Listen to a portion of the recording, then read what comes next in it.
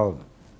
So దాంట్లో ఇంకా రకరకాల పరభాష దర్శకులు, పరభాష నటులు, డబ్బింగ్, ఈవెన్ తెలుగు డబ్బింగ్ కూడా పరభాషకు చెందిన వాళ్ళ చేత చెప్పించడం, ఈ విపరీతాలన్నీ కూడా చూసాం ఈ మధ్యకాలంలో. అవును.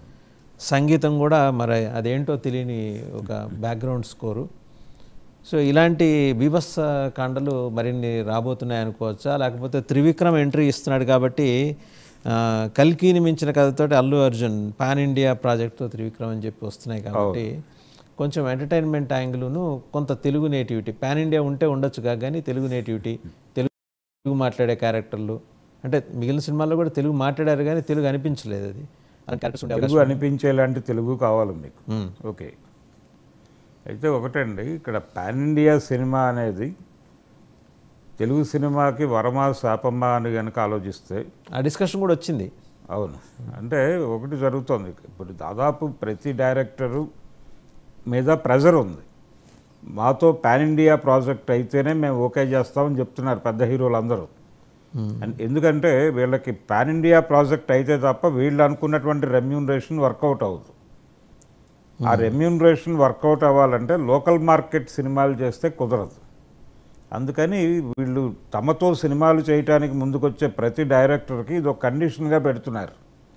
మీరు పాన్ ఇండియా సబ్జెక్టుతో రండి, వరల్డ్ మార్కెట్ని మనం టార్గెట్ చేస్తున్నాము అనే విషయాన్ని మర్చిపోకుండా మీరు దానికి కూడా ఒక విండో ఓపెన్ చేయండి మీ స్క్రిప్ట్లో అని చెప్తున్నారు చాలా స్పష్టంగా.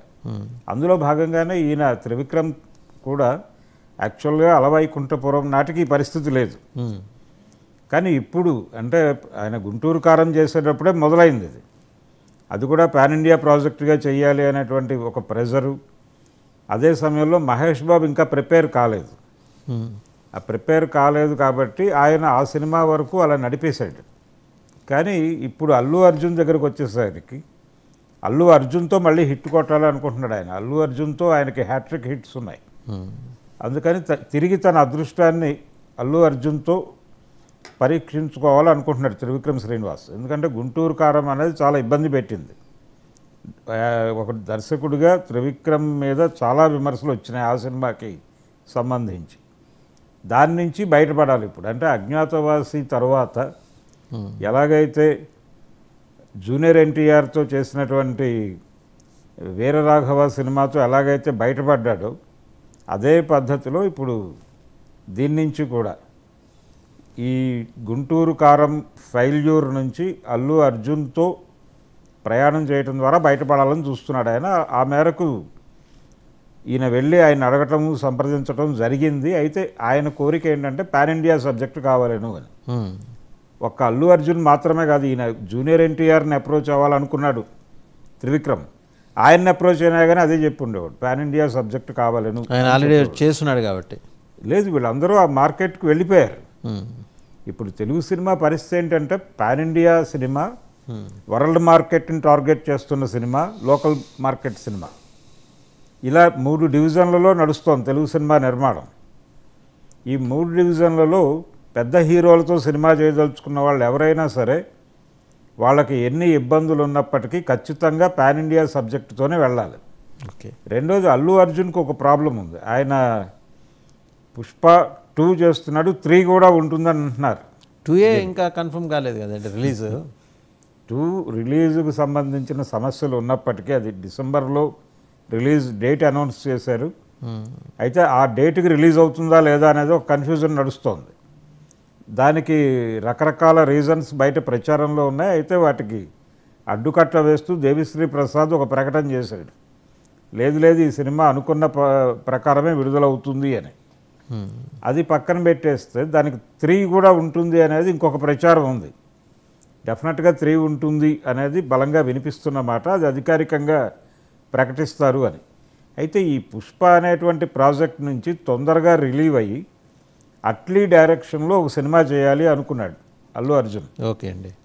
అట్నుంచి ప్రపోజల్ వచ్చింది. కానీ ఈయన ఈ ప్రాజెక్ట్ నుంచి రిలీవ్ కాకపోవడం వలన అది ఆయన ఇంకొక బాలీవుడ్ హీరోని వెతుకుతున్నాడు ఇప్పుడు అట్లీ. అంటే ఆ ప్రాజెక్టు అల్లు అర్జున్తో చేయటం గ్యారంటీయే కానీ ఇప్పుడు ఇమ్మీడియట్గా తను అనుకున్నటువంటి ప్రాజెక్టుతో కుదిరేటట్టు కనిపించడం లేదు. అందుకని ఆయన వేరే వైపు డైవర్ట్ అయ్యాడు. ఇది కొంచెం ఇబ్బంది పెట్టింది అల్లు అర్జున్. అంటే ఇంకొక అట్లీ ప్రూవ్ చేసుకున్నటువంటి డైరెక్టర్ పాన్ ఇండియా మార్కెట్లో. అవును. ఇప్పుడు పరిస్థితి ఎలా తయారైందంటే బాలీవుడ్ ఆర్టిస్టులు అందరూ, బాలీవుడ్ పెద్ద హీరోలు అందరూ కూడా సౌత్ డైరెక్టర్ల వైపు చూస్తున్నారు. రైట్, ఇది కొత్త కోణం.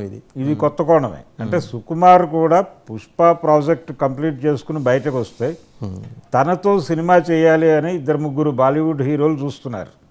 అలాగే సందీప్ రెడ్డి మీద కూడా ఆ ప్రెజర్ ఉంది అక్కడి నుంచి. రాజమౌళి తనే అనౌన్స్ చేశాడు మహేష్ బాబుతో ప్రాజెక్ట్ అని.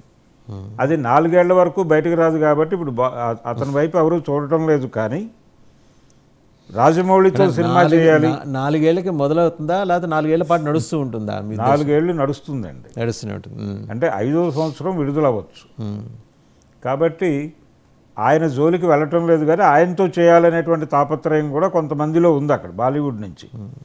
అంటే బాలీవుడ్ హీరోలు సౌత్ ఇండియన్ డైరెక్టర్లని ఎందుకు చూస్తున్నారు, పర్టికులర్గా తెలుగు డైరెక్టర్ల వైపు ఎందుకు చూస్తున్నారంటే ఇప్పటివరకు సౌత్ ఇండియా నుంచి పాన్ ఇండియా మార్కెట్లోకి ఎంటర్ అయినటువంటి సినిమాల్లో 1000 కోట్ల క్లబ్లోకి వెళ్ళిన సినిమాలన్నీ కూడా తెలుగు దర్శకులు తీసినవే.